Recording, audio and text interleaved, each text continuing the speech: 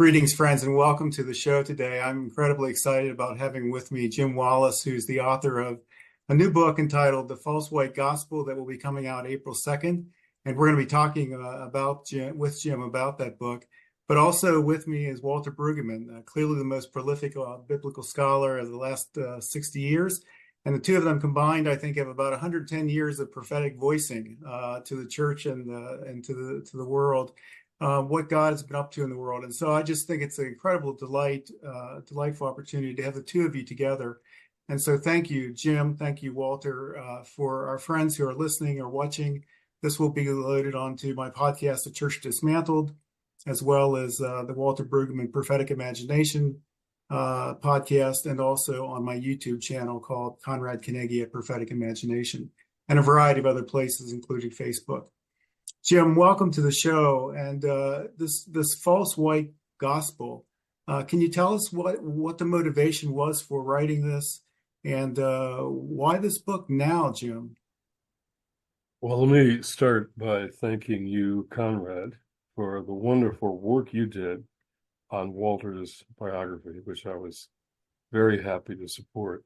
And Walter, it is an honor, just such a joy to be with you today. I'm old enough now, Walter, that people sometimes call me an elder, but you've been an elder to me and to so many, such a long time. And so, and a partner, we have worked together so much over the years. So it is a real blessing, to sit down with both of you today. Why I wrote this book? This book became kind of almost a manifesto for me at this critical moment. We face choices, we face tests, critical ones. I think we're facing a test of democracy. Many people are now aware of that, more and more, hopefully, but also a test of faith, the integrity of our faith. And both are critically important, as Walter knows so well. The Bible talks about two kinds of time: chronos time, normal, slow, tick-tock, and kairos time, where a moment in time, can change things for a long time. I think we're at that point right now. So I wrote this book to try and speak to this, what I'm going to call the faith factor in this critical electoral season and campaign. And there's a lot of bad religion running around this country now, rising, growing in support of anti-democratic, autocratic movements and trends and candidates. And I think the answer to bad religion isn't no religion. It's better religion, or I'd say true faith. And for me, that's always coming back to Jesus. When I was a organizer in college, I was secular, been kicked out of my church over the issues of race and poverty and war, but I could never quite get shed of Jesus. And he kept whispering in my ear and coming back to me, and I finally came back to him and went to seminary, and Sojourners began after that. But we face a heresy of white Christian nationalism. And heresy is what draws us away from Christ. And so to counter that, we've got to come back to Jesus again and again. So I would say that the name spells the heresy. First of all, white. I mean, this is the most inclusive, egalitarian gospel message on the planet in history. And yet it's called white.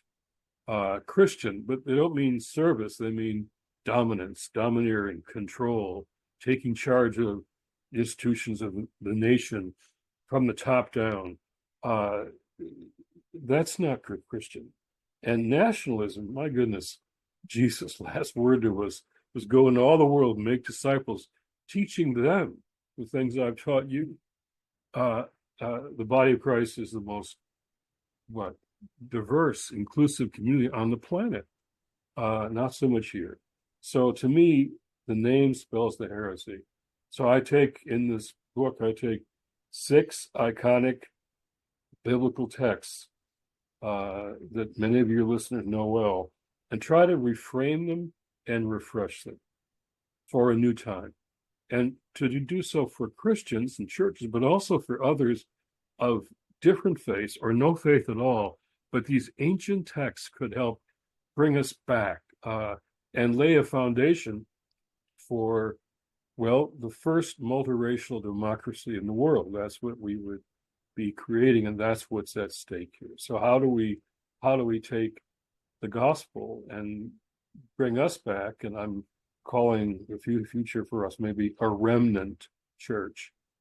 A remnant church. I'd like to talk about what that might mean, but also to really take on this terrible narrative we see all around us of white Christian nationalism. I'll close by saying, with this thought, movements have to decide who they can persuade and who they have to defeat nonviolently.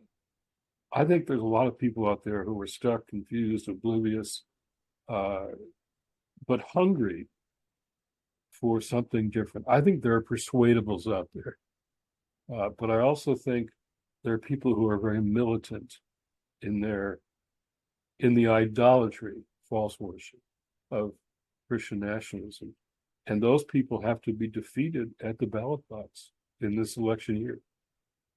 So, Jim, as I've written some posts on Facebook about white Christian nationalism, part of the pushback I've gotten is, well, wait a minute, I'm just trying to get Christians elected to office to save Christianity. So what do you mean I'm part of this white gospel movement, Christian national movement? How would you respond to those questions, that they're just trying to save the faith too, Jim? You're all of the same interest in mind.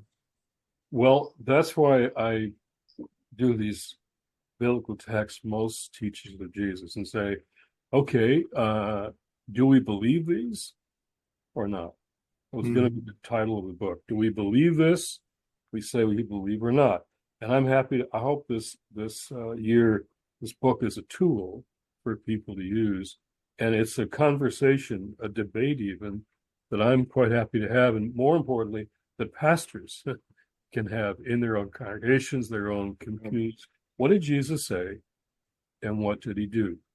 So Christian nationalism is a false worship of a nation to start with. But I think we won't win this conversation with just politics or our media.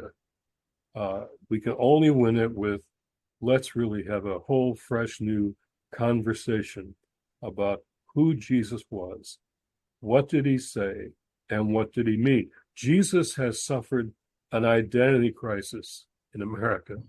When I see prayers shouting Jesus as insurrectionists take over the U.S. Capitol and take the Senate gallery, flags, Jesus flags, Confederate flags, Trump flags, something has gone terribly wrong. And it's usually that we've lost Jesus.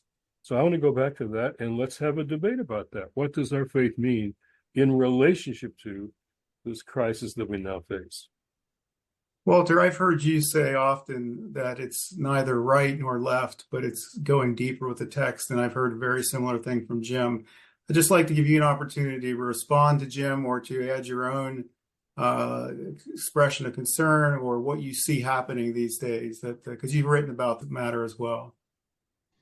Well, I'm very grateful for Jim's book. And I think the distinction, Jim, that you make between those who can be converted and those who must be defeated is a really important distinction, because there are people who are not going to be converted in our lifetime, and our energy should be to those who occupy middle ground, or who are open, or who are willing to think differently.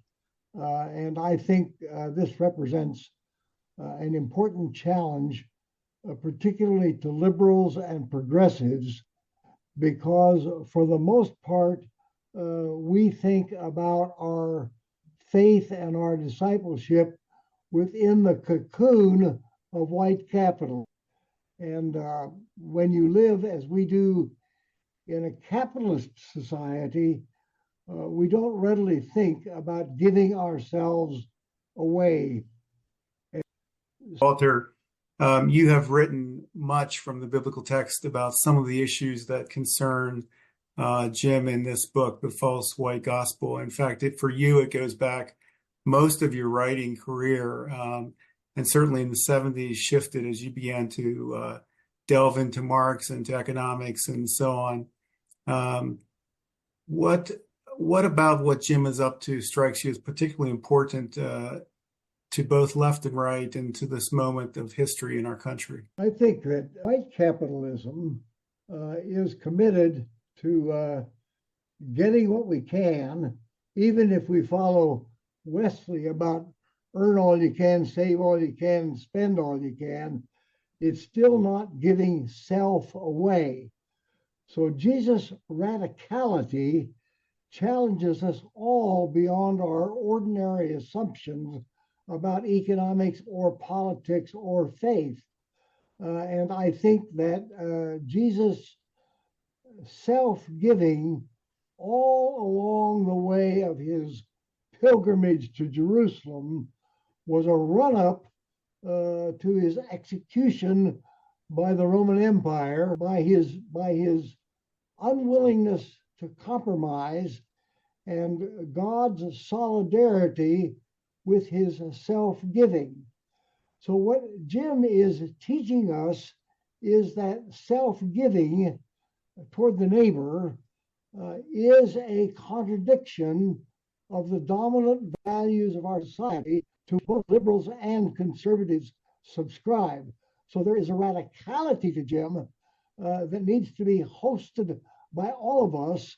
And I think Jim sees that the church is one place where this radicality can be hosted with honesty and with hopefulness. Walter, thank you for that articulation, so clear and so prescient. Jim, you want to respond to what Walter said? Well, I'm always wanting to respond to what Walter said. Getting back to Jesus is what we're both saying here. Yeah. And I think for us, that's been a lifetime of work. We face a challenge, a crisis larger than anything in my lifetime, which has been a long time, really since the Civil War.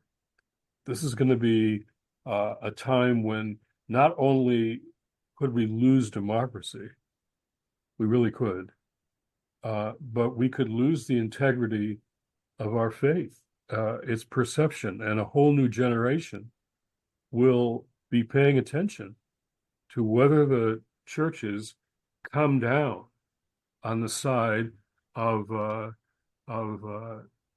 gospel values here. This is so much deeper than politics. That's So right. that's why lots of books have done a good critique of white Christian nationalism. I summarize their work and summarize that. But this book is mostly about these iconic biblical texts and how, if we come back to them right now and bring this discussion into the narrative about the nation, that could take us to a much deeper place than partisan battles left and right, back and forth. And so I've taken these really, to me, iconic ancient texts, try to rethink them. Scholars I quote, exegesis I do, but I'm trying to apply them to where we are right now and the choices the nation is facing. So we can't control the politics, but we can take responsibility for the faith narrative. And I want the faith factor in this election campaign, this national discussion, which is about the soul of a nation. I want the faith factor to be strong and clear in this conversation going forward. And the book is trying to provide tools around these key texts to help pastors and others do that. Pastors have got to preach during this election season. Many talk to me, they don't know what to say. So I've laid out these texts they can preach from about going back to Jesus. So it's so much deeper, as Walter and I always try to say, than just politics. Don't go left, don't go right, go deeper is what I always say, and we concur on that. But this is a moment we have to put that into practice right now. Yep. I appreciated, Jim, the way you lifted up Galatians 3:28, in which Jesus enunciates this triad of pairs of male and female and Jew and Gentile and slave and free, in which he declares that what the church has to struggle with is the way in which we ourselves are the heirs of these old either ors, and Jesus declares that those categories are inoperative.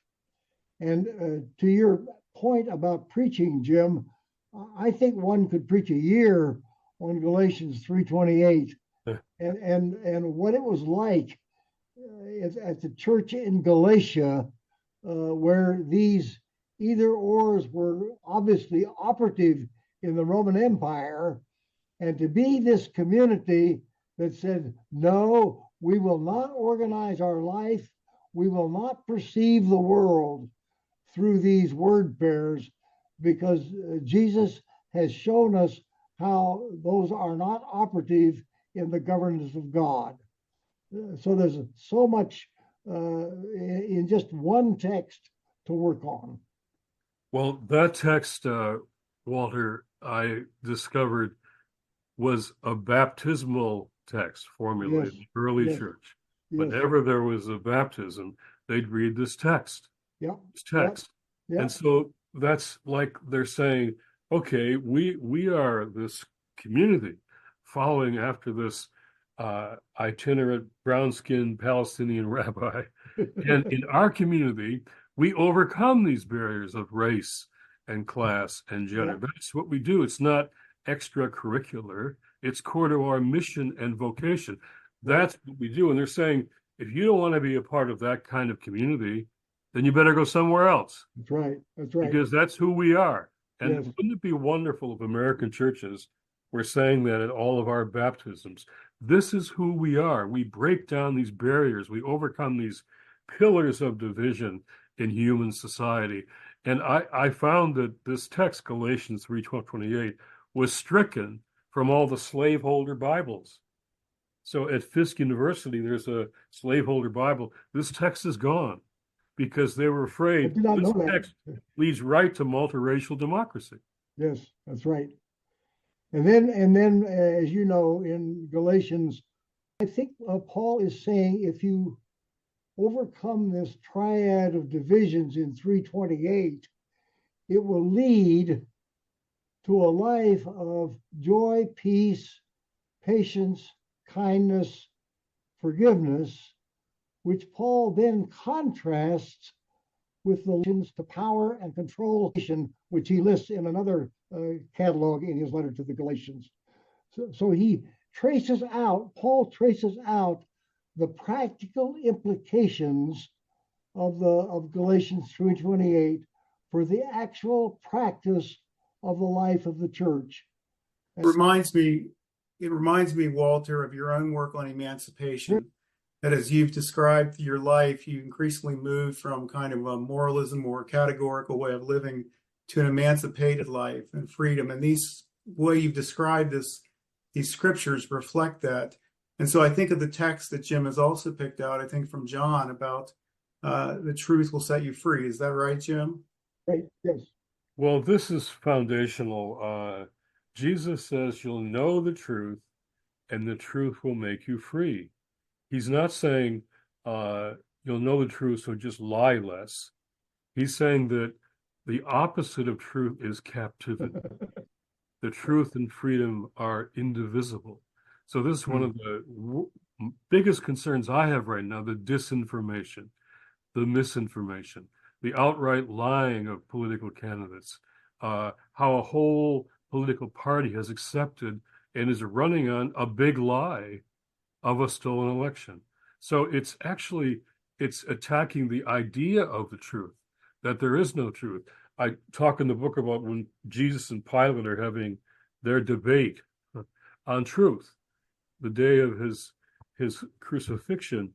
Pilate is losing the debate. And so Jesus is confronting him, and he says, Pilate says, what is the truth anyway? And washes his hands and kills Jesus. So strongmen always want to say, there is no truth. There is no truth. Just listen to me. I'm the strong man. So this truth question is essential to understand if we're going to, again, protect democracy, but also protect the integrity, the meaning of faith. Truth is central to everything that we do as followers of Jesus. Walter, you want to reflect on that at all? And yes, you said the truth will set you free. And what's amazing is that at the end of his letter to the Galatians, Paul says, for freedom you've been sent free. Do not submit again to these phony categories. So it is really an emancipation for the life that God has intended us to live. Yeah. Some call this text the Great Emancipation Text, which it really, really is. Yeah. Jim, these texts are central. These 6 texts are central to your to this work. Do you want to reflect on one or two others that you think would be particularly useful to pastors who are preaching in this season? Yeah. Well, one of them I quote Walter's work in. It's this Genesis 1:26, first chapter, first book of the Bible. The noise is everywhere. I like to hear all the political noise, but the text begins with what I love. Then God said, shut up the noise. Then God said, let us create humankind in our own image, after our own likeness. This is Imago Dei. This is the bedrock for us of human dignity, human rights, even voting rights. So any attempt to suppress a vote because of the color of someone's skin, which the North Carolina Supreme Court called their laws were being surgically targeted on racial minorities to disqualify them from voting. Any attempt to do that, to suppress votes because of skin color, is really an assault on Imago Dei and nothing less. So at the core of this is concern about racism. Well, this is the ideology of racism, which Walter and I have spoken a lot about, undergirded by this idolatry of white Christian nationalism. So yes, it's about how the image of God is at stake in even an election campaign like this. If we are able to achieve an inclusive, multiracial democracy, that is so reflective of that Galatians text and respecting the image of God and dignity of all God's children in every election process, structure, behavior all across the country. So this is really so critical to what we're doing right now. The image of God is the bedrock of our ethics about economics and politics and everything else. And so much of white Christian nationalism is also excessively male. So to draw male and female into the image of God as Paul does, there is no male nor female. So when we are working on gender inclusion, we are also bootlegging the race question, that all of these distinctions and pairings are inimical to how God has ordered the world. And that's such a powerful foundation for all of our work. It's so much deeper than just the political battles going on. It's I talk about how Paul so theologically speaks here about the male and female gender question, and wonderful scholarship I bring to bear on all of this. And really, it's the inclusive multiracial democracy has got to be everyone. It's got to be Black and brown, Asian American. It's got to be young people, poor people, older people, LGBTQ people, where every initial in LGBTQ stands for someone beloved of God. So what we're trying to achieve here is something so deeply rooted in our very scriptures. And so I want Christians and pastors to go back to these scriptures. The Good Samaritan parable is also very foundational to me. Jesus is asked a question by a lawyer who I think is a Washington lawyer. I can tell by the tone of his voice. He says, "Who is my neighbor?" And indeed, Jesus gives the example of the Samaritan. In Judean culture, nobody thought there were good Samaritans. No good Samaritans, just bad Samaritans. The Judeans didn't like it. So here's this example of one who is the other in Judean culture, helping someone along the side of the road who is other to him. It's likely a Jewish man that's beaten and robbed, and a Samaritan comes along to help him. So the title of that chapter for me is Your Neighbor Likely Doesn't Live Inside Your Neighborhood in America.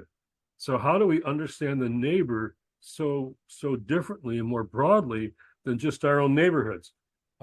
Just like the Galatians text says, our community is not a tribe. The Good Samaritan parable text about the neighbor says, your neighbor is someone you'll have to approach, have a different approach to find. You got to find your neighbor, and don't let the other side tell your neighbor is your enemy. Even our enemies, Jesus says we have to love. So again, that Good Samaritan parable, Walter, is crucial to asking maybe the most important question facing us in this election year. Who is my neighbor? Yeah. And Walter, you have written so much about neighborliness and the neighborhood and being a neighbor. And in fact, your forthcoming book coming out in August called Poverty in the Promised Land is a response to Matthew Desmond's book, Poverty by America. And you use neighborliness as a way to resolve the segregation within neighborhoods. You want to say more about why neighborliness for you has been a solution or to this kind of segregation?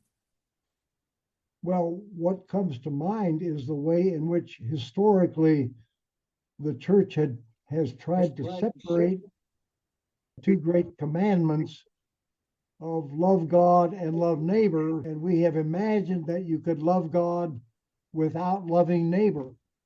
And Jesus refuses to separate the two. So it turns out that the only way we can love God is to love neighbor. Jeremiah 22 makes that very clear when it talks about King Josiah, who says he cared for needy people. And then he says, is this not to know God? So loving neighbor is a mode of knowing God. And the whole Jewish tradition to which Jesus is heir simply refuses to separate those two claims. The Matthew Desmond book, I did a podcast with him. He talks about the influence Walter had on his family. He's son of a pastor. And his book is Poverty by America, not just poverty in America. Yeah. And so this gets to one of the other core texts for me, which is my conversion text. Dorothy Day is behind me on my shelf. It's Matthew 25, which I think was Jesus' final test of discipleship before he went to Jerusalem to die and be resurrected. And here he's saying, all these people, the sheep and the goats, they all think they belong to him. They all think they're his disciples. They all think they're following the rules. And he says, I call it the "it was me" text. I was hungry. I was thirsty. I was naked. I was a stranger. The word there means immigrant. I was sick. I was in prison. I was that mom in Flint who couldn't get her kids clean water without asbestos in it. I was that mom who was working 3 jobs and still needed food stamps. It was me. And so Jesus says, as you have done to the least of these, you have done to me. That's more radical than anything I had read before in my activist student years in Karl Marx, Che Guevara, and Ho Chi Minh. It's one of the most radical thing I ever read. And it brought me back to Christ. And so I lay out that text. It is really the economics of Jesus in Matthew 25 that transforms our politics. Yep. So I know, Walter, that text is crucial for you as well. And for me, it was my conversion text. And right. It's in the heart of the book here. Yep. Yep. You want to respond to that, Walter? Well, I think that parable is a commentary on Psalm 147, which names the targets of God's compassion as the poor, the needy, the widow, the orphan, the immigrant.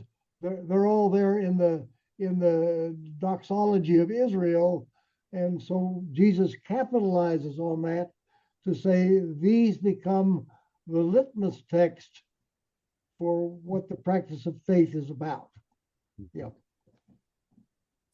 The other is the Matthew 5 text, where in a world now of very highly polarized politics, with political violence on the rise, which I talk through in the book, Jesus says, those who are called the children of God are the peacemakers, not the peace lovers or the peacekeepers of unjust situations, but the conflict resolvers.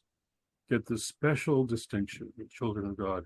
And white Christian nationalism, not only don't they display the fruits of the Spirit, which you outlined eloquently a few moments ago, but they're also conflict makers. They're conflict makers. They divide, polarize. Even in churches, they're telling people how they vote. They should have to leave the congregation. But this wonderful, blessed are the peacemakers, is so crucial to our polarized moment right now. I'd love to know how you think that applies to where we are these days. Well, I think that's exactly right. And I think Jesus' teaching means to contradict the claims of the Roman Empire or the claims of any empire, including white nationalist USA. So it is people who live outside the dominant system of violence who are the peacemakers. And we live in the United States in a system that is governed by market dominance, which is exploitative. Jim, your focus in this book is to provide some practical ways for pastors and congregations to address these issues. I tell my students, language comes before ideology, that we get so accustomed to language, but it forms the ideologies that we create. Walter likes to say that words create worlds. You are offering us some new words, Jim, refounding of democracy, remnant church. Could you say a little bit about what those are behind those words, which is your effort to, I think, create new worlds for us, and how this is instrumentally important for pastors, a book like this? My friend Eddie Glaude, who wrote the foreword to the book very, very kindly, says this: we're at a moment where everything is about to collapse and everything is possible all at once. I think that's where we are. And so I don't want to just critique what's going on. I want to lay out the vision, the hope, the real I think, possibility, promise of a new American church. And I call that the remnant church here in the book, because I believe there's a minority, perhaps, of white believers, particularly a younger generation, who are really ready, eager, hungry to stand alongside the black and brown church leaders of this country and the young people in the streets, and to form really something new, not just be against the old. This book is more about what's possible, what's new here. And the remnant church, I think, I've been talking to lots of young people. I teach at Georgetown, many young people who would be in the none of the above category, the nuns. But that's not secular. Most of them believe in God or something larger than themselves. But they're looking to see how Christians respond in this moral crisis now that we face. And I think out of this, not only can we say, much as say, but we have to fulfill democracy. Democracy is not yet fulfilled. There's a chance of being able to do that now. And if we can do that, we can create literally together a remnant church with a lot of young people who are ready to do something because of what they believe. And to me, that is so exciting here. And Walter always asks me about hope. That's always the issue he wants to raise. He's smiling here. And I think that's crucial. And I tell the story in the book, in that remnant church chapter, about my dear friend and tutor, who now my new chair at Georgetown is named after, Archbishop Desmond Tutu, taught me that optimism and hope aren't the same thing. Optimism is often a feeling or a mood or even a personality type, cup half full, cup half empty. He said, no, that hope is a decision. It's a choice you make because of this thing we call faith. Hebrews says now, faith is the substance of things hoped for, the evidence of things not seen. My best paraphrase of that text is hope means believing in spite of the evidence and then watching the evidence change. And I tell the story I'll quickly recount here, and it's more in detail in the book. But when I went to South Africa for the first time, I had to be snuck in the country by South African church leaders who wanted to put together a strategy, American churches and South African churches, and we did. But I arrived at St. George's Cathedral to meet with Desmond Tutu, and he was speaking because a rally had been canceled by the government. He said, well, we'll have church, we'll have service. You can't cancel that. So he's up there preaching, Desmond Tutu, little man, long flowing robes behind this pulpit. Some people think he looks like Yoda, he just spark in his eye, joy in his face. And these South African security police break open the walls of his cathedral, St. George's, and line the walls with their tape recorders and their pads, as if to say, go ahead. You just came out of prison. We'll put you back in. Go ahead, be prophetic. We'll get it down. And they're surrounding him.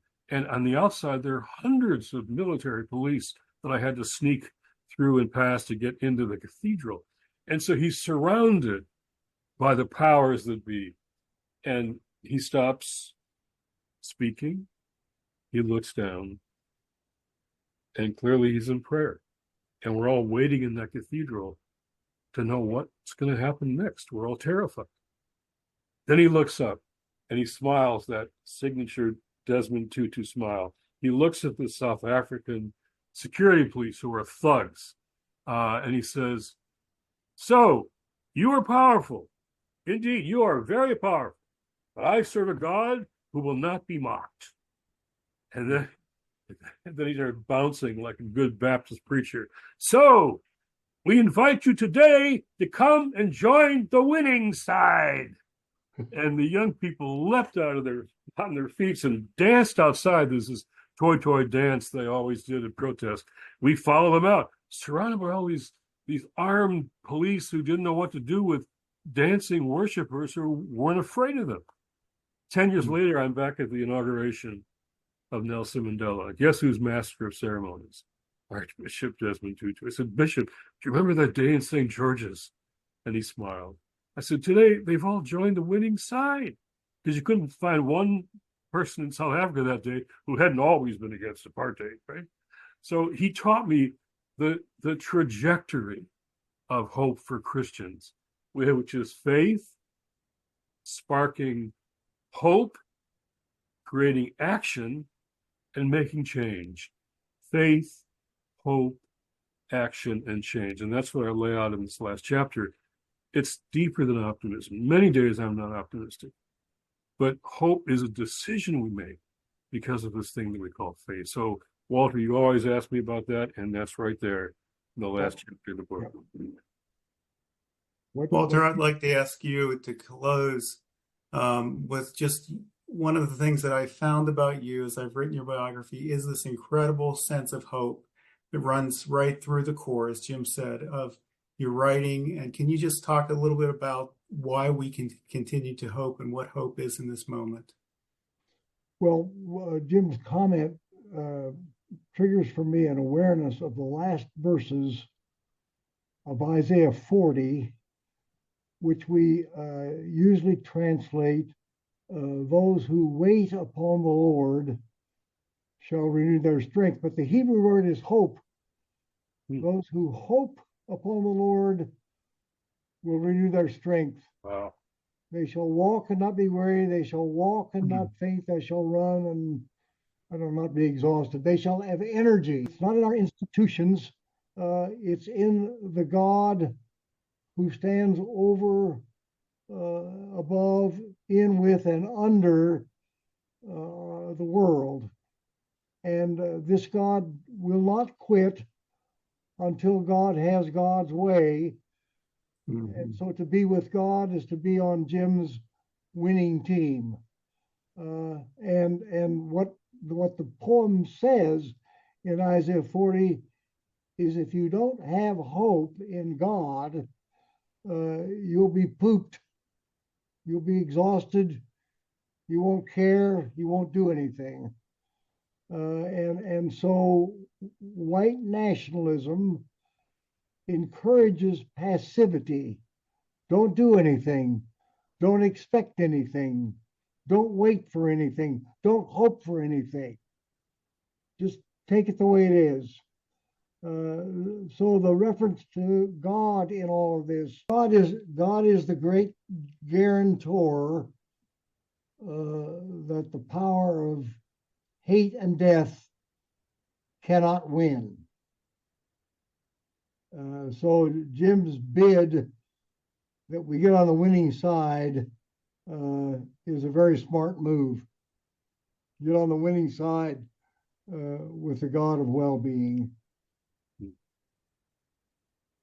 And so I think what you're saying is Jim's word to us as manifesto is not just some optimistic word, but it's the hopeful winning word that will be fulfilled in God's time, right? Right. Exactly.